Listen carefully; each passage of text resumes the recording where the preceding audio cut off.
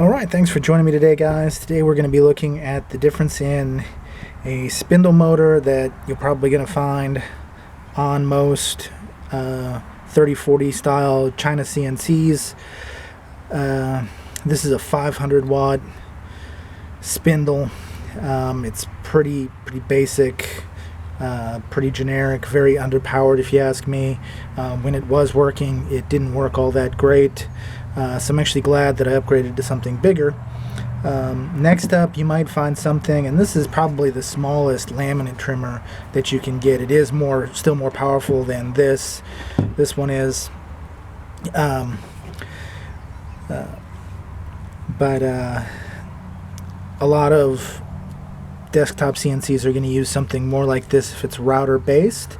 DeWalt and Bosch and Makita all make trim routers that are larger than this one, much larger than this one, 1 to 1 1/4 horsepower, which would actually be a better choice as opposed to this. If you were to go to one of those other router motors, a lot more expensive. This was just 20 bucks. Those other routers are going to be over $100, so big price difference. These sell now. I've had this one for a long time. As you can see, it's dirty and used and everything. But you can still pick these up when they have sales and stuff for as little as 20 bucks, but their usual street price is around $30, $35 at Harbor Freight.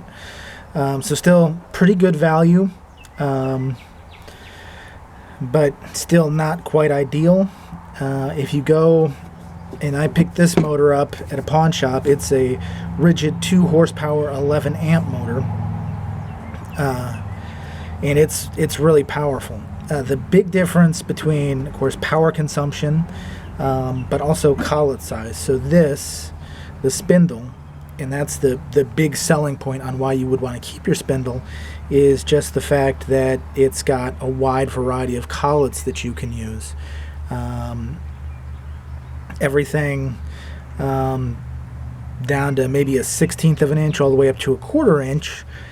This one, the only bit size you're going to be able to use is just a 1/4 inch router bit. You're not going to be able to get anything else for this one, so you're stuck with 1/4 inch router bits if you're using a motor like this. And I think the same goes for the Bosch and the DeWalt. I think you can only use 1/4 inch router bits. This guy, you have to use an adapter to use a 1/4 inch router bit. But you can use all the way up to, you can either use a 1/4 inch, 3/8, or a 1/2 inch. I have those adapters, the 1/4 and the 1/2, or the 1/4 and the 3/8 inch for it. There aren't a whole lot of 3/8 inch router bits out there. Mostly they're just used for plunge cutting, for making tinion joints and things like that. So it's not really something that you're going to use in a CNC. But like I said, the primary difference, of course, is ultimately the speed. This one also not natively variable speed. This one is variable speed. This one, the variable speed is on the motor itself. You can't control it via the software. This one, you're going to have to get a separate speed controller to be able to control the speed. Not that you're really going to be wanting to use it at anything less than full power. For this router, I don't think you're going to be cutting any kind of metal or anything if you were to want to upgrade to something like this. But the big selling point for me was all those specialty bits that you could use with this guy. You could get exact bits for exact jobs, and that's great to have. And I am actually going to try to get a converter that's going to allow me to use this ER11 collet on this motor. I'm talking with a couple of different machinists who think they can, well, they all know they can. I'm just trying to work out the details and express some of my concerns with the hardness of the steel that they're going to use and the tolerances and everything. So that's an upcoming project, is being able to modify this to use this, which would open up the possibility of being able to use all those router bits and everything, which would be really, really cool.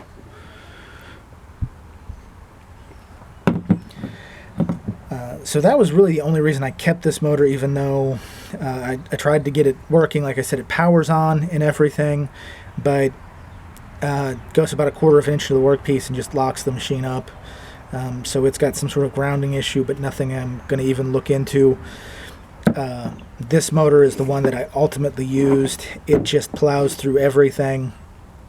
It's big, it's powerful.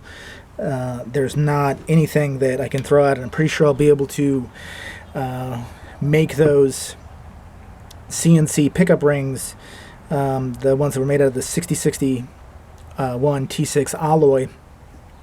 I think I would be able to make it with no problems with these, whereas this motor really struggled. I think this motor might be able to do a little bit better job, but I think if you're wanting to do any kind of serious work with metal, I think this one would be the motor to go with. Now, there are some disadvantages. Like I said, those 1/4-inch router bits is all you're going to be able to use. You'll be able to use some end mills and whatnot in this. I have used a couple, and that was another thing, is I found myself really the only bits that I had bought were the 1/4-inch bits. I hadn't bought any of these smaller bits. So, and there's the 1/4-inch end mill, very basic 4-fluted end mill. These do a great job. I can't remember if I got these off of eBay or Amazon.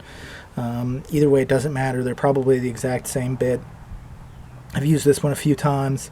Like I said, it does a pretty good job cutting hardwood, softwood, doesn't really matter. I've also cut some plastic with this. It does a really good job. So I like these bits, and they're not real expensive, and they get the job done versus just a regular router bit. And they're about the same cost as 1/4-inch router bits. Actually, these are probably a little bit cheaper. I get them in packs of 5 or 10, and I think they just wind up working out to be just a couple bucks a piece. And like I said, sometimes you can get them on Amazon, Amazon Prime, next day shipping, so which is really cool. Not real expensive, and I like them. And they do a great job in this motor.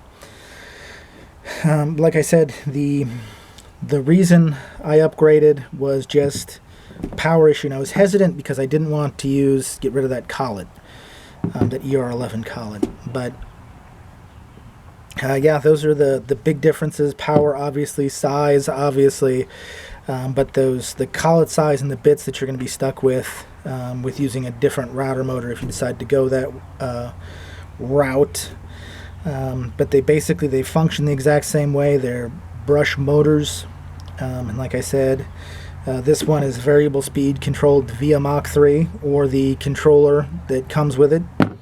This one you are not going to be able to control the speed of unless you buy a separate speed controller, and those don't really work all that well with these routers. This one, it's done on the motor, so you can't do it on the fly. You have to stop whatever you're doing and then adjust the speed accordingly to the material that you're working on, or do it beforehand, whatever. But I'm glad that I upgraded to this motor. I think it was a great upgrade and definitely the right choice. It gets the job done 5 or 6 times faster. So this was an awesome upgrade for my CNC.